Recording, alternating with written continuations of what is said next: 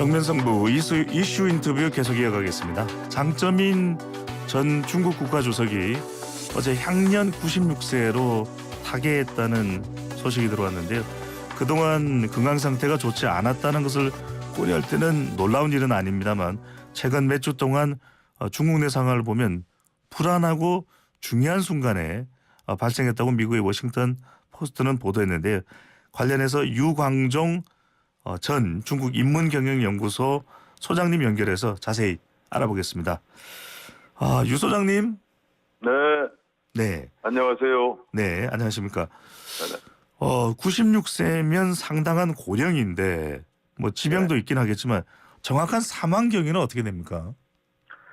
그 장서민 사망한 전 주석은요. 네. 최근에 중요한 어떤 그 중국 공산당 행사에 모습을 안 나타내면서 상당히 건강 악화설이 오랫동안 나왔습니다. 그래서 지금 알려지는 바대로 노환 내지는 노령 그로 인한 자연사 쪽으로 보는 게 타당할 것 같습니다. 네. 뭐 어떤 정치적인 색깔은 없는 것 같고요. 예. 뭔가 정치적인 이유가 있어서 사망의 원인이 됐을 수 있다. 이건 좀 지나친 음모론일 수 있겠고요. 네네. 자, 이 장쩌민 중국 전 수석에 대해서 아는 분들은 아실 수 있지만은 또 모르는 분들도 많으실 테니까 간단하게 어떤 인물인지를 요약해 주신다면요. 네, 저 상하이시 당 서기로서 있다가 네. 개혁 개방을 강력하게 주장했고 우리 정치 개혁을 추진했던 짜오즈양이라는 분이 있습니다. 네. 이전에 공산당 총석이고요. 이분의 어떤 정치적인 좌절로 인해서 급격하게 상하이에서 베이징으로 그것도 중국 권력 최정상으로 진입한 인물인데요. 네. 이게 말하자면 이제 개혁개방 총 설계사였던 덩샤오핑 등소평이죠. 네. 등소평에 의해서 이제 발탁이 됐습니다. 근데 이제 집권 초반기에는 등소평의 건재로 인해서 사실 실력 발휘를 못했죠. 그 후에 이제 중국이 왕성한 개혁개방 분위기를 이제 거기 올라타면서 중국이 발전하는데 상당히 큰 역할을 했던 권력자라고 볼 수 있습니다. 네. 특히 그 3개 대표 이론이라는 그 이론 틀을 만들어가고 자본가들의 공산당 입당을 허용시키는 등 자본주의 요소를 대거 끌어들이면서 개혁 개방을 크게 진작시켰던 대단한 인물이죠. 예.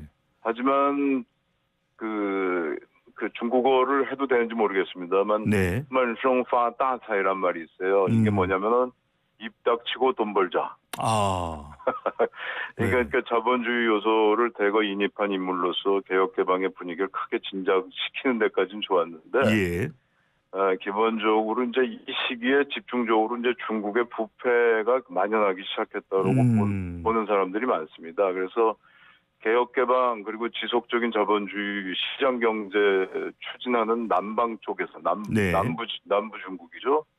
거기에서 이 사람에 대한 평가는 굉장히 높습니다. 어쨌든 경제 발전을 이루고 왕성한 국가 경제 발전을 이룩했다는 점에서 굉장히 높이 평가하는데 역시 그 이후로 지금까지 중국 지속적인 발전에 큰 발목을 잡고 있는 부패가 부정부패죠. 이 시기에 크게 도졌다라는 거는 아마 장서민 이 인물을 평가하는 데 있어서 꼭 빠지지 않는 대목이라고 생각하시는 게 좋습니다. 네, 경제 도약에 또 토대를 만들었지만 그만큼 또 부패와 비리의 후유증도 있었다고 볼 수 있는데 한국과는 어떤 관계를 유지했던 중국 정상으로 볼 수 있을까요? 그렇죠. 이제 이 시기에 들어와서 이제 한중 수교가 이루어지고요. 예. 물론 이제 원로 그룹에서 이제 용인했죠. 등소평이나 이런 분들이 이제 한국과의 수교를 큰 흐름에서 이제 받아들이고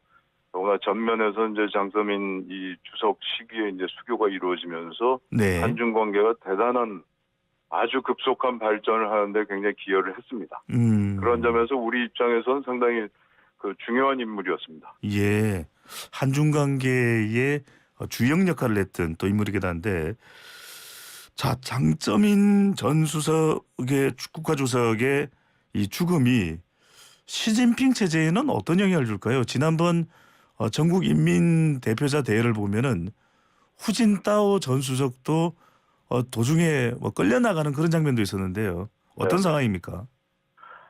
기본적으로 이제 우리가 중국을 바라볼 때 파벌 내지는 어떤 뭐 정파적인 어떤 대립과 갈등 구조로 설명을 많이 하는데 예.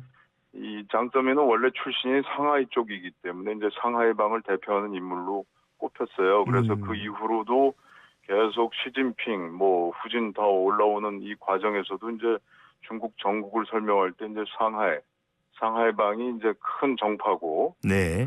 나 라이벌이 누군가 이런 구도로 자꾸 설명을 하는데 음. 전 제가 개인적으로 볼 때는 이미 상하이방이 중국 정단에서 차지하는 몫은 크게 줄어들었고 아. 더구나 이제 시진핑 독주 체제가 이제 완성이 되면서 그 의미는 없어졌다고 봅니다. 그렇기 예. 때문에 뭐 장泽민 전 주석이 이제 사망을 했다 하더라도 중국 정국에는 커다란 큰 요소가 되리라고 보진 않아요. 변수가 되리라고 보진 않습니다. 예. 어제 저희가 이 현재 있는 유학생을 연결해서 이야기를 들어보니까 중국의 이제 2030 세대죠. MZ 세대는 또 소셜 미디어에서 중국 내에서 지금 일어나고 있는 반발, 시위 정보를 공유하고 있다는데 이제 시진핑 주석 체제에 대한 반발일 텐데 이게 뭐 통제가 가능합니까? 앞으로도 계속해서 들불처럼 중국 내부에서 퍼져 나갈 가능성이 있을까요? 저는 그렇게 크지 않다고 봅니다. 네. 공산당이 구축한 사회 안정 시스템이라는 게 상당히 견고하게 발전을 했고, 예. 더구나 IT 기술이 접목하면서 뭐 전 세계적으로 뭐 중국의 감시 통제 체제라는 건 세계적인 수준으로 이제 올라서 있고, 네. 더구나 중국인의 일반적인 어떤 국민성은 말씀드리긴 좀 참 묘합니다만, 일단 일반적인 사람들의 기질로 봐갖고는 사실 어떤 강압적인 공안이라든가 무장경찰 이런 병력을 동원한 어떤 기본적인 무력 진압 움직임이 나오면 그렇게 상당히 움츠러들 가능성이 먼저 크다고 저는 생각을 합니다. 예. 예. 자, 이 대만 선거에서도 얼마 전에 집권 여당이 아니라 국민당이 또 승리하는 결과로 이어지고 있고 시진핑 주석이 대만에 대해서는 하나의 중국이다 이런 얘기를 많이 하고 있는데 네. 글쎄 이런 이 중국 내부의 반발 분위기 일각에서는 뭐 제2의天安문 사태 이야기하는데 네. 시간이 많지 않은데 짧게 제2의天安문 사태가 빚어질 우려는 있는 겁니까? 지금 중국 공산당의 사회 안정 시스템이라는 건 사실 우리가 좀 과소평가하기 쉬운데 말씀이죠. 네.